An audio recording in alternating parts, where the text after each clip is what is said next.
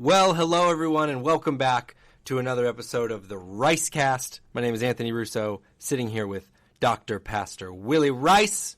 Pastor Willie, how are you today? Doing great. Feeling good? Yeah. Getting through a new year? Beautiful day outside, kind of brisk, and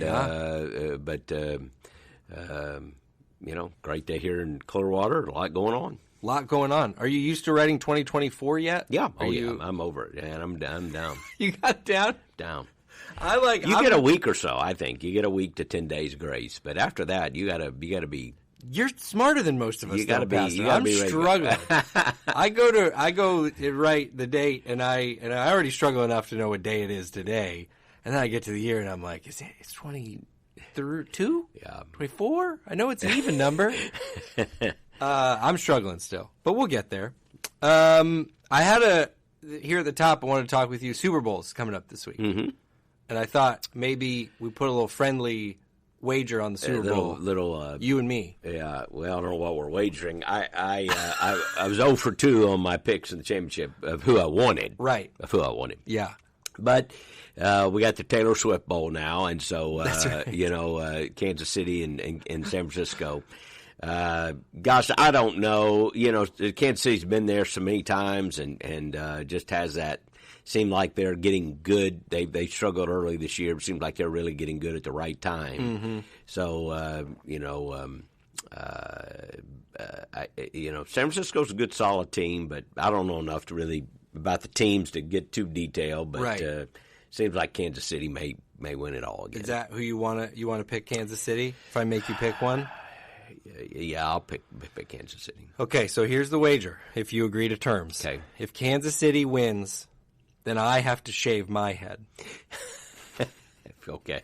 And what happens if they lose? That's San Francisco wins, you have to shave your head. Well, yeah, okay. I'm in.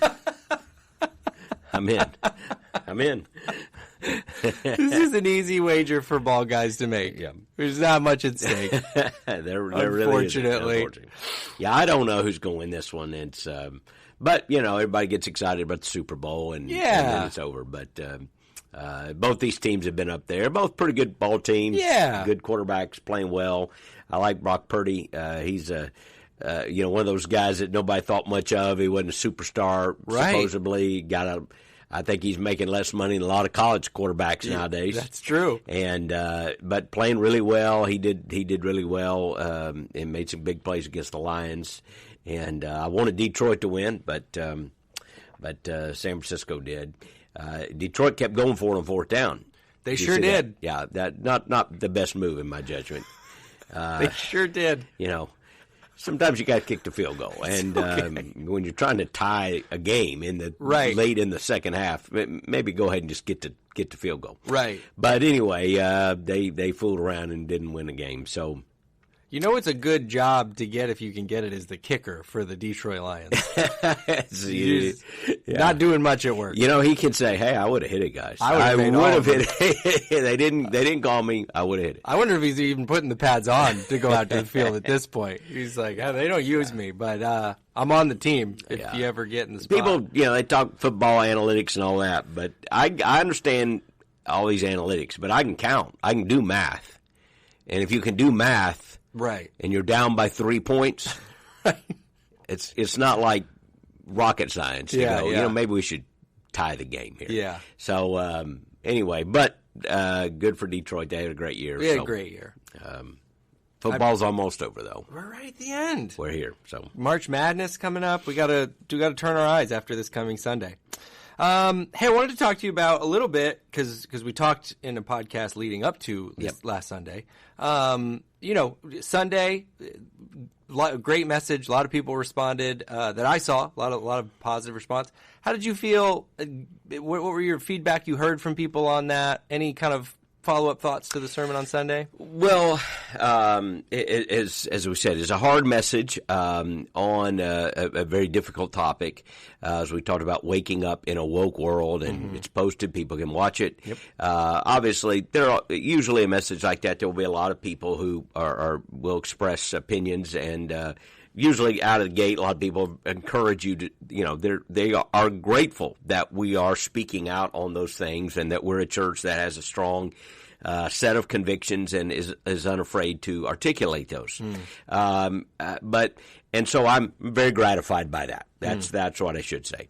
But I'm also sensitive to people who are hurting and who have family members who are hurting, and we tried to say that, and so that we're not saying these things in a way to spike a football, to use a football metaphor, or to make ourselves look morally superior. That's not the point. The point is that we must address things that are happening around us, and we must learn to think Christianly about those things. And we can't if we're not willing to talk about them. But I do know, and we'll say even here, that there are people who have family members, friends, loved ones who are going to see the world in a very different worldview. We are in a very, anti-Christian cultural view now. That is, to hold to Christian conviction is not just a neutral, pluralistic, you have your view, I have mine. That's not the way it is anymore. That's the way it was. The way it is we are in negative world. And again, a few weeks ago, I talked about Aaron Renn's new book, Negative World. I haven't read it yet. Need to. I've read some synopsises on it. But he talks about, hey, there's a positive world, a neutral world. Now we're in a negative world. And in the 20-teens, it shifted. And so we are in a world in which now the Christian ethic is not just, that's your view, I have my view. That's neutral world. Now we are in a worldview where the Christian ethic is bad. It's bad. It's negative. It's unkind. It's, whatever word one wants to use. And that is the world in which we now find ourselves. So we must not, and I think, what we could do then is talk about, hey, how do you respond in negative world? And I think clarity, courage, conviction, those are the words that jump out. We've got to be able to enunciate our convictions. We cannot waffle on those. This is no time for ambiguous language. We have to have the courage of that. We're not lacking in compassion. But I think the need of the hour and the need of the next few years are going to be Christians in churches who can articulate their convictions with clarity and with courage, because it will cost you something. And none of that is to say we should lack compassion. It is to say that the need of the hour is you're going to have the courage to say, this is what I believe, this is why I believe it is true. And We're in an era in which our mentality is having to shift a little bit. And so anyway, that's probably more than you want to get into. But we've heard a lot of good positive things. I'm sure we'll hear some people that didn't like it. And, if it ever were out there and, if it ever went viral somewhere, then we'd get lots of things that people didn't like because it's an unpopular message. I'm not asking for it to go viral necessarily. I'm just saying learning to talk about those things and having the courage to talk about those things is necessary. And we got to talk on the podcast prior to that message a little bit more extensively, speaking to someone who might be in a situation where you have a family member and this is a real thing, because we know there's flesh and bone to all of these things we're talking about.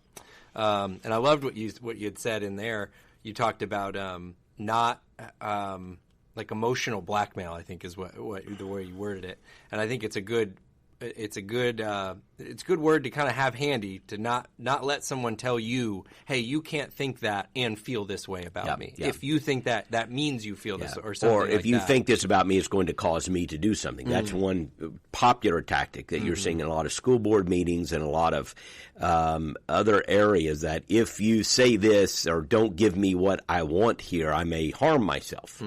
That's blackmail, and it's tantamount to a 2-year-old throwing a tantrum on the floor. And most parents know if a 2-year-old throws a tantrum on the floor because they're not going to get another bag of M&Ms, sometimes you ignore it and just walk away as if nothing is happening, and sometimes you meet it with a discipline. What you don't want to do is give in, because you're being manipulated. Now you're abdicating the position of leadership and allowing someone else to lead you because they make your life uncomfortable. So we see this in adults when somebody at a school board meeting, or somebody, as I saw today, or somebody, actually what I saw was somebody protesting the fact that Florida won't let you, is considering a law where you cannot change your gender on your driver's license. And somebody's response to that is, well, if you do that, you'll be responsible for all kinds of body bags. And what they were saying is, if you do that, people will be so distraught they will take their lives, which is, first of all, nonsense. But I mean, if someone is taking their life because of a letter on their driver's license, their problems are much deeper than what is on their driver's license. And we certainly don't want to see people harm themselves. Right. But that's a kind of emotional blackmail. Give me what I want, or I may do this. The reality is, when you do give in to the gender ideology madness of today, the suicidal ideation skyrocket for people who are struggling there. So you cannot be blackmailed in the sense of, do this or I'm going to do this. You do this or I'm going to manipulate. It's emotional manipulation might be the better word. But you can't be. You can show kindness as much as you can, but just beware. Kindness isn't going to be enough in negative world. Kindness isn't enough. Your kindness, it may not be reciprocated. It might be. You should still be kind. You should still be Christ-like. But don't expect that will be enough, because we are not in a pluralistic age where every view is as respected as every other view. That age is gone. That was 20 years ago. Pluralism, neutral world. That world is gone. It disappeared somewhere in the early 2000s. We are now in a anti-Christian world, a negative world where the Christian viewpoint is seen through a negative lens. We must expect that. And again, we can still have compassion and kindness, and we should still be on an evangelistic mission. Sure. But the need of the hour, I believe, in churches like ours is courage, conviction, and clarity. It's good. And so, if you missed that message, we put it in the show notes like we usually do. And I'll drop in the show notes, too, the podcast we did prior to. Again, that one was, if you know a family that's walking through this, it's very personal for them. Might be a good podcast to send to them, something that they might benefit from. I'll put both of those in the show notes if you want to check those out. I wanted to talk today, Pastor. I'm looking at the calendar, and it is 1 week until a very big day. Well, I don't know if it's a very big day. Yeah. It's Valentine's Day. It's a week from today as we record this. Always like to say these things. It could be a big day depending on, like it's going to be a big day if you mess up or you do really good. It's like it could be a big right. day. It's probably not a neutral. Right. You can lay it up, though. You could just do the chocolate box and say, I'm just trying to get out of this one with a par. That's true, yeah. But yes, it could be a very big day if you miss it entirely. Then it would be a big red X on your calendar for that day. But I thought, there's a subject we have not gotten to talk about here on the podcast in a while. There's a couple things leading to, I thought we might chat about it some today. We got Valentine's Day a week from today, like I mentioned. This is a big year for you. You've shared on the podcast for a lot of reasons, just as it happens. But one of them is this year you celebrate a 40-year wedding anniversary, Pastor. Yep, in December we do. As we said before, it's kind of a big year for Cheryl and me both.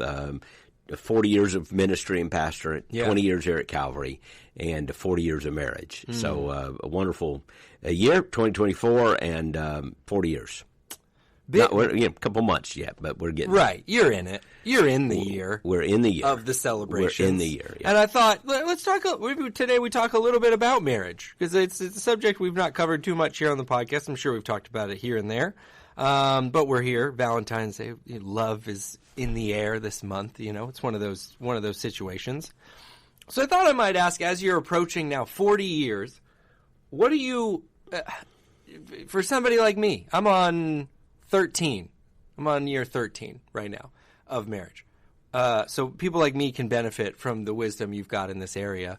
To maintain a healthy marriage up to 40 years and beyond. What when you think about it, when you think about talking to younger married couples, when you look back on your 40 years, what were keys to maintaining a healthy marriage for 40? Well, I think you have to look at a relationship as a journey more than a destination. And again, we've don't do as much these days, but used to do a lot of counseling, particularly premarital couples, and which I always enjoyed, But one of the things I think, is the tendency is to think of marriage as a destination, an arrival. I'm there. Mm-hmm. I have it. And, I've arrived. I have it. I have the ring on my finger. I have the wife on my arm. It's kind of like I got it. Yeah. Done. You're on a cake. Now we're working on other things. Yeah.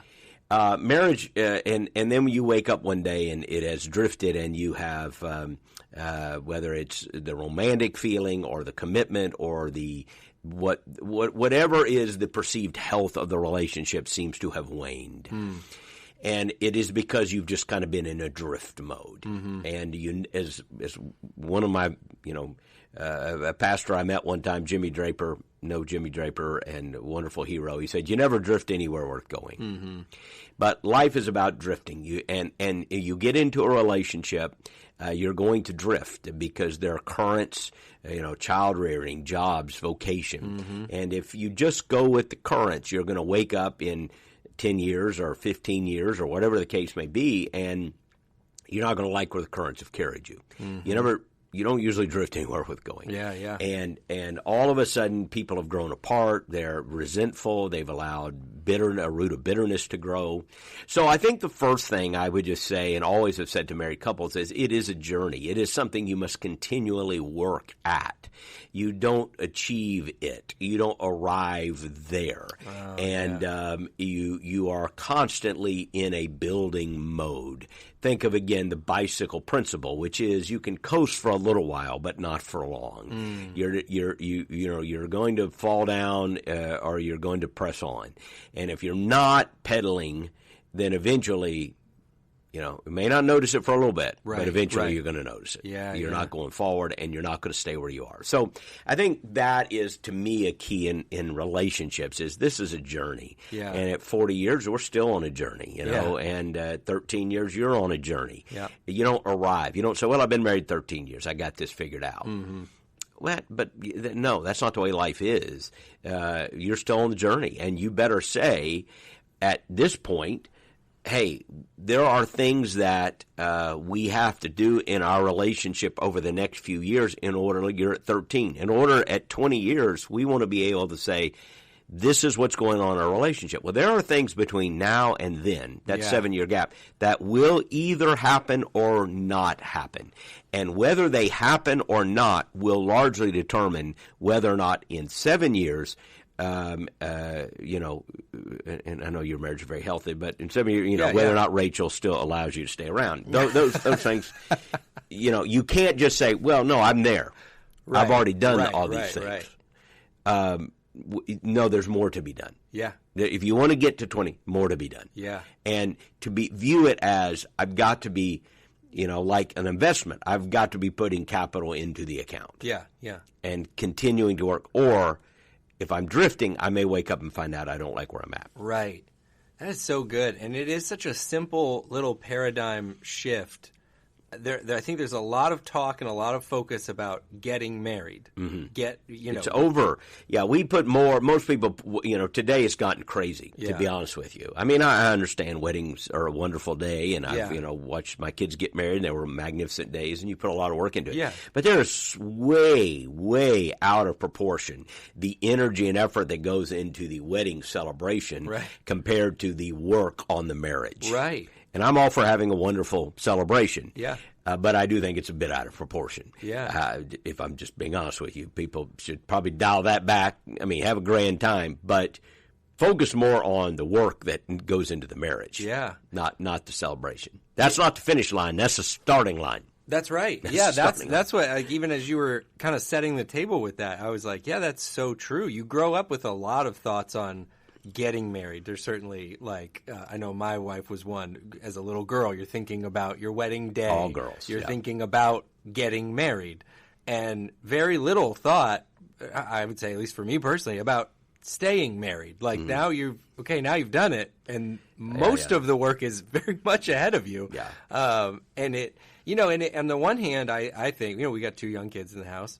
On the one hand, you say, that months and years can go by and you really haven't put much into your marriage. And you say that out loud. You're like, well, that's crazy. Like, who would do that? But I tell you, it can get away quick. When you get in those rhythms, you're working, you're taking. It gets away fast. And I'm always would say this to people who, you're right. Everybody, I thought of a funny story. I came home last night, and my grandchildren come over. We have family dinner on Tuesday night with Amanda's family. And one of her daughters, our middle daughter, had can't remember exactly the ages of my grandkids. But anyway, she's playing with her friend in the neighborhood, 2 girls.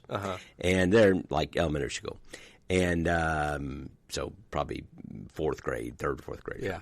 And she had a dog, the friend had a dog, we have a dog, and they were lining them up, and they had some kind of garments on them. I'm like, what are you doing with the dog?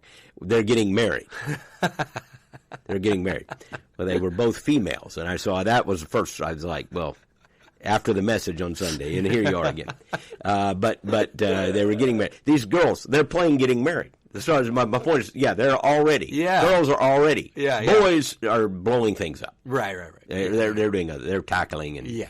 But there's this fixation on the marriage. So it is out of proportion.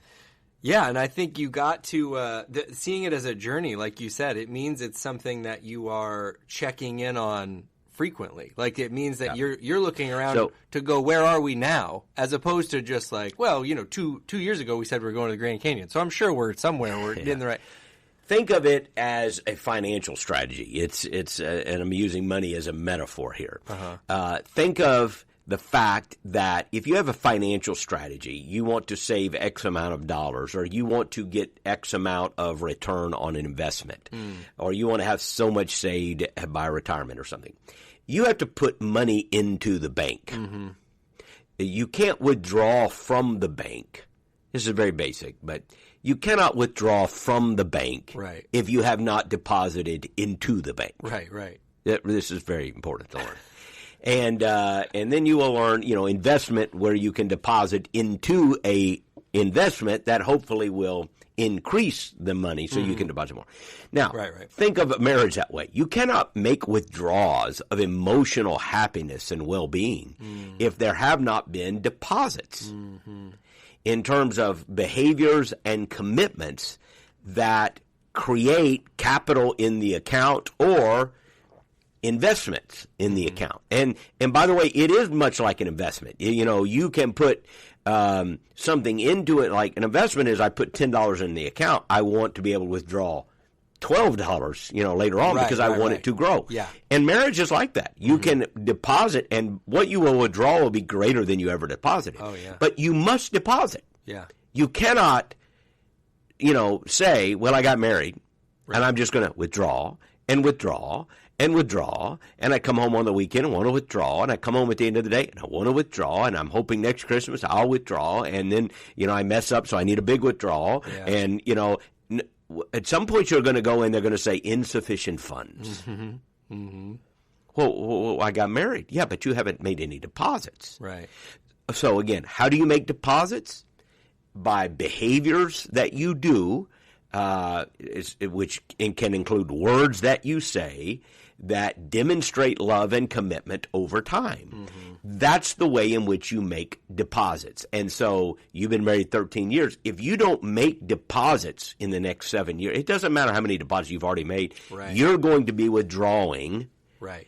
And at some point, there will be insufficient funds. Right. If you are not continuing to make investment into your relationship. Yeah. Is there anything for you and Cheryl, just to whatever degree you're comfortable sharing, that have been really great tools for you for 40 years to stay connected, to not, as you've had kids, now you have grandkids. I love to hear that you have a night that you do family dinner together. I think that's great. Anything you look at and you're like, that has been critical. So I'll share with you something we kind of talk about, and one piece of this particularly I think has been helpful. But I've shared this with many, many couples, and the source of it was our friend Dr. Charles Lowry, who has spoken here. He's been a number of years, but psychologist, pastor, and a funny guy. Yeah, he is. But he wrote a piece a number of years ago, and as soon as I heard it, I knew I'd get it. And it's like a 3D relationship. And his words were a dialogue daily, a date weekly, and depart quarterly or seasonally. Now, you can do variations on that, but I call it 3D relationship. Dialogue daily, that is some conversation every day. It doesn't have to be in depth because some days are harder than others, but learning to dialogue every day, just a little bit. And then date weekly, or if you can't do weekly, I sometimes say at least monthly, but a date night that you continue to have that you invest in as a couple. And I say this to married couples all the time. A lot of married couples quit dating. Like, we don't need to date anymore. Right. Why should we go out to eat? We have food here. Right. It costs more. Well, I understand things cost money, but I'll tell you what costs a lot of money is when your marriage fails and, you're hiring lawyers and counselors and all that. So make some investment. Make some investment. And you don't have to go to, Burns Steakhouse every week. You can go, you can pack a sandwich and go to the beach. Sure. You can take a walk in the park. I mean, there are things you can do that still are within your budget. But a weekly date night is saying, hey, this is our monthly date night. This is our night. We protect it. And, if you have kids, this is the time to have childcare. Yeah. And you say, well, we can't afford childcare. Well, this is time to make friends with someone else who has children so that you can take care of their children one night and they can take care of yours. There are ways to get this done. Right. And but you must make that investment. And it'd be amazing how many married couples do not have a time when they invest in one another on a date night. So this is revolutionary to many couples. I saw my parents model this for years. And so date regularly, weekly or monthly, whatever. And then depart quarterly is the big one. I like Cheryl and I have learned through the years, is plan a getaway. And Dr. Lowry said once a quarter, that is once a season. I think winter, spring, summer, fall. The seasons. So need to be at least one night. Early in your marriage, that was a big deal to get away one night without kids and all that. Yeah. That's hard. It is hard. You have to work at it. I'm not suggesting it's easy. It's not like you're going to wake up on Friday and go, let's go for the weekend. Yeah. You got to work at it. You got to fight for it sometimes. Yep. But it's that important. And I would say once a quarter, at least for a night, go off somewhere. Better if you can go for 2 nights of the weekend. But at least once a quarter, you're off together. This is not family vacation. We're all going to Disney World. We're all going to the park or whatever. Right. Because that's fun, too. That's important. You're investing in children there. Yeah. But you're not really investing in your relationship uniquely there. I'm talking about a departing when you're investing in your relationship uniquely. There's extended time together. And those moments kind of got us through stressful seasons, times when you would just feel tired, times when you would just feel like, okay, we haven't really had a meaningful conversation in a while, or we haven't spent any time together in a, extended. And you would know, but it's coming in 2 weeks, Right. And it kind of got you through those stressful moments. So those 3 Ds, very helpful to me. Yeah. And, I still think of them and I still share them. Dialogue daily, date weekly, depart quarterly, and you can vary them if you need to. But the 3 Ds of relationships, very important. Yeah, that's so good. And I love what you said in there. It's so good to name. I think people do stumble on that, and they get there and they're kind of surprised by it. Especially if you've got kids. I mean, again, we're living this very much so. It is difficult. You're going to go like, oh, we committed to date weekly this year or whatever. We committed to go on dates regularly. And then you get there and say, I got to line up childcare. We got to figure out what we're doing on the date. We got to put some thought into that. And the answer is, it is. Like you have to put difficult. Some. When you dated last, you were probably young, easy. And you just texted and said, want to go see a movie? Yep. And then you were gone. Every night you were looking to do something. Yeah, you were trying to. Now you're just trying to go home and survive. Right. So it is harder work in some ways. But this is the investment into our metaphorical account. Yeah. I'm making the investment. So I do have to line up the childcare. I do have to make some sacrifices. No, I can't go to that event. It may feel burdensome. Think of it as an investment into the account. Yeah. And the returns will be worth it. Absolutely. Yeah, I think that's so good. And I love another thing you mentioned, seeing your parents do it. I think, to me, I do think about that because for me, there was some, and Rachel has talked some about this too, there's some, a little bit of guilt, parental guilt. You're like, it'd be funner to take him to Disney World. Like you said, you're I don't know, I want to bring him with us all the time.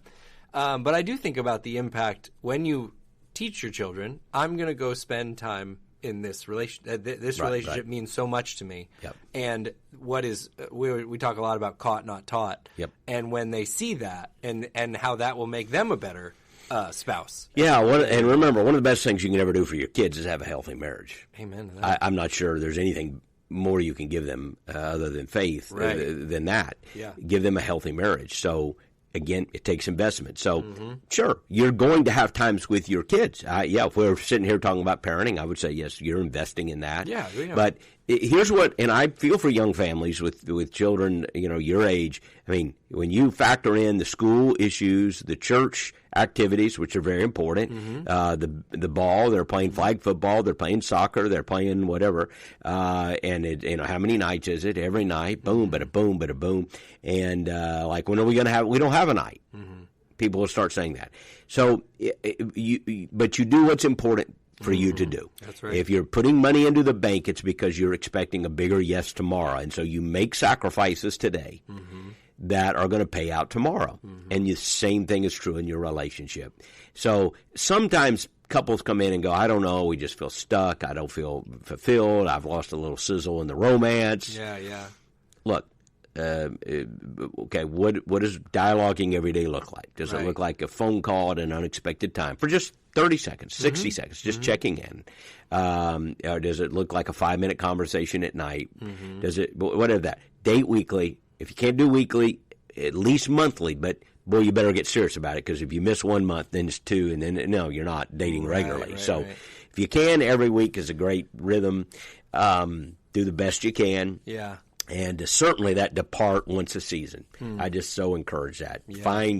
Just get out of the way. Go down. Just get to another zip code. I mean, just do the best you can, right? Just if you live in Tarpon, go down to Seminole, whatever, just get, go cross the bridge. Cheryl and I sometimes on a date night cross the Skyway Bridge. Yep. We go to Sarasota or somewhere. It's like, hey, we're in a whole other place. Yeah. And I remember we were driving down Southwest Florida the other day and talking, we went by Venice, and it was one of our first getaways. Oh, okay. We didn't have any money, when kids were young, and we dropped them off at mom and dad's house.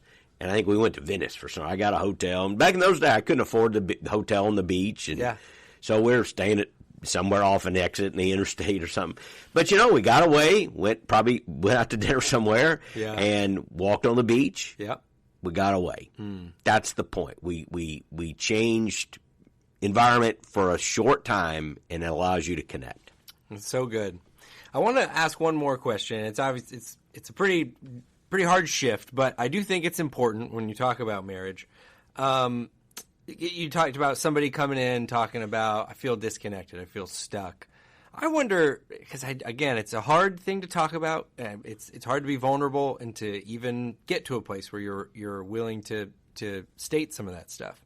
But if you do feel like, man, our marriage just is not where it needs to be, what's a good first step? Because I feel like people get there and it's tricky, and you almost wonder, do I just wait it out? Or especially when kids are involved, or I don't want to do this because of the kids or whatever. If you feel like I'm in a marriage and it's just not where it needs to be, and I don't, what's a first step towards getting that right? Yeah, it's very important, and of course a lot of people have written books on this and know a lot more than I. But I'm going to give you an answer. I'm going to give you 2 words: pray and repent. But it's one answer. Here's what I mean by that. When you are dissatisfied, the first thing you want to do is blame someone for that dissatisfaction. An expectation has not been met. We have all been there. We've been disappointed with each other. We've been disappointed with ourselves. So let's just get over ourselves. We can all acknowledge that. our instinct as human beings is to blame you for my disappointment. It is to blame you for not meeting my expectation. And in marriage, it is to wake up and go, okay, I feel dissatisfied. And that is because blank is doing blank. This person is doing this or not doing that. And I want to point the finger at that person because it may be a glaring thing this person is or isn't doing. Right. I'm not suggesting that sometimes people have not erred greatly and that needs to be pointed out. I'm not suggesting it. I'm suggesting this. First, you better start with yourself. You can't change another person. The only person you can really have any effect of changing is you, with God's help, I believe. So start there, to humble yourself and go, what do I need to do? Instead of saying, what is my partner not doing for me? You should be asking the question, what am I not doing for them? Like, am I demonstrating real love to them? Am I speaking into their life in a way that is loving like it needs to be? Am I acting in a way that demonstrates my love and affection for them? You can say, yeah, but they're not doing that. I understand that. I understand that. But we're just talking to you right now. Right. You know, what are you going to do? And I think before you go to the other person with the following speech, I am dissatisfied, therefore you should do blank. That's the speech, right? I am not quite happy, therefore you should do this. Before you come with that speech, how about you spend time with the Lord and ask yourself, what am I doing or not doing that I should be doing or not doing in this relationship? Let God change you. And I'm not suggesting, again, that your partner may not be doing something horribly wrong. Right. I am suggesting you can only start with the person in the mirror. Right. Start. You asked me what was the first thing. Yeah. That's the first thing. Yeah. That's the first thing, is to change you. And to understand that however at fault the other person may be, you're a part of this relationship. So what are you doing or not doing that must be changed in order to experience more satisfaction and more love? Don't change them, change you. Now, I realize people are going to go, yeah, I've done that. And you know, so-and-so still has a gambling habit, still has a drinking problem, has been unfaithful. Okay, I'm not in any way minimizing horrible things that must be addressed. Yeah. I'm just saying, start with you. The root cause of broken relationships is selfishness. Yes, when you boil it down, it's selfishness and sin. And so I've got to deal with my selfishness and my sin first. And then maybe I can begin talking about to that other person, hey, I'm not happy with where our relationship is at right now. And let them, at some point, okay, a hard conversation. There is some dissatisfaction.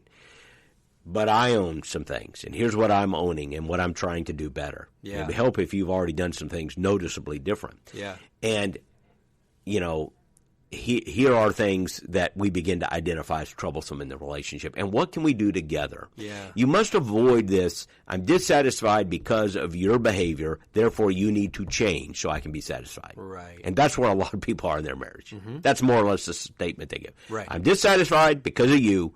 And if you would change, my life would be better. Well, that's not going to happen. Yeah. That's just not going to go over very well. So how about what can I change? What can I shift? What can I do different? And then how can I make a conversation about what can we do together to get our relationship where it needs to be?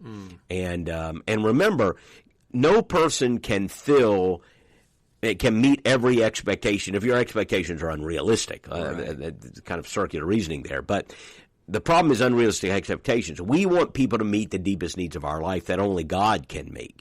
So sometimes you're putting unrealistic expectations on another person, and you're blaming your unhappiness on them. And they're not the reason you're unhappy. They're imperfect.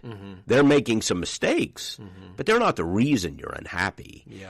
So let's deal with that core reason first. Let's help you love them better, and then let's figure out how we're going to address what may be behaviors in the relationship that are harming it, and let's see if what can be done there. Yeah, it's so good and it's so important because just like we said, maintaining a healthy marriage is work. Certainly fixing a marriage that's gotten further into disrepair, well, that's going to be more work. But it is so worth doing. I mean, you touched on a minute ago the impact on kids when you give them a healthy marriage. On communities. I mean, we think of families in my community growing up, not just a person, but a family that presented a safe place, that presented love and compassion, and like a healthy, thriving marriage leading to a healthy family is. Every family is a civilization. And the death of a marriage is I don't know if it's the death of a civilization, but it's like it in some ways is the destruction of a civilization. And again, there are people who are there and didn't want to be there. I'm not in any way trying to make their plight harder. Right. I'm just saying, yes, it is worth it. And I wish I could go to, every young couple struggling through and just say, at this stage in our life, Cheryl and I will celebrate 40 years. And, you have children, you have grandchildren, you have memories. You built a life together. It's irreplaceable. Yeah. It's irreplaceable. And you can't get it you can't get it except that you are walking together on a journey over the course of a lifetime. Yeah. We are, contrary to what, the libertine argument of today is, we are made for monogamy. We are made for exclusive loving relationships. It is how civilization is formed. And so it is absolutely worth it to persist, to be faithful, to be committed, and to endure through the years. Yeah, it's so well said. I so appreciate you sharing some about that, and you can certainly, one big step to maintaining a healthy marriage will be remembering that 1 week from today is Valentine's Day. That will be a very helpful step along the way. Yeah. And Rachel did send me this list of things to cover if it'd be all right. It may take 15 or 20 minutes here. We'll go through it. That's very helpful. Yeah. I am that way too. I don't know if you are that way. I'm totally okay gift giving wise. If I'm told what you're looking for, I'm fine with that. I would say this, typically, ladies, if you want something from your husband, I would say tell him. Just tell him. Guys are not good at hints, and women, this is kind of sometimes their love language is hinting and it's like coding and no, draw him a picture. I'm serious, ladies. Draw, please. You know what? You'll be so happy a week from now. That's right. Draw him and say, hey, in fact, when you hear this, mark it down and have a conversation with your husband and say, hey, next week's Valentine's Day. It's the middle of the week. Yeah. It's a complete bummer because it's Wednesday. Right. You're busy. You're going to be working. I'm so proud of you. And what I really like on Valentine's Day is for flowers to be delivered at my workplace. Right. And I really like the Godiva chocolate. They're fantastic. Yeah. And if that could be delivered, or whatever it is you want. Yeah. Like this is what I would really like. If you can hit that mark on Valentine's Day, it's going to turn out well for you. So, believe me, I will be happy. Right. I will be excited. So please hit that mark. Draw him a picture. Right. He needs that. Right. I know of no men really who would be upset about that. I would. Now, listen, I have a couple friends that get a little cute about that, though. They're like, she likes flowers, but I got an idea this year. No. I'm going to get her this. You're out punting your coverage. Stop it, friend. Do what she asks. You're getting too cute. You're going for it on fourth down in the remember circle. The Lions. Take the points and move on, brother. Do not 4th and 3 and you think you're going to outsmart everybody. You're not. No. You're sitting at home while Taylor Swift is at the Super Bowl, and you're sitting at home. You do not want that to happen, fellas. Flowers, there's the chocolate. Line up and put the ball through the uprights, fellas. Do not get cute about it. Those are great words. That's good wisdom. And really appreciate you sharing a lot about that. I know that's, like you say, there's books written. We could probably talk about this for 10 weeks about all the nuances into that. But I think that was a really great conversation. So thanks for talking about that. And kick off a new series this coming Sunday. Very excited about. Yeah, real fast. We're hard to believe, like 8 weeks, I think, toward Easter. Right. And so we have a series we're going to be doing all the way up through and climaxing on Easter about really just unlocking just a deeper level who Jesus is. This picture, Jesus describes himself to us. He draws a map for us and says, "This is who I am." And these pictures are so incredible. So we're going to be in the Gospel of John, leaning on up to Easter, talking about what we're calling just Jesus is. What is Jesus? Who is he? How do we understand him? And so it's going to be a great series. We're looking forward to jumping out in it this weekend. Going to be a special Sunday. We hope that you can be here at a Calvary campus. If you're traveling or if you're out of town, you can always join us online. Love to see you there. Make sure you drop in the chat and say hello, because I will be there online. Would love to talk to you there. But yeah, thanks so much for listening. Appreciate everybody who has rated or left a review on the podcast. That is always super helpful. Helps us get the word out about what we're doing here. And we love you very much. We'll be back with another episode here very soon.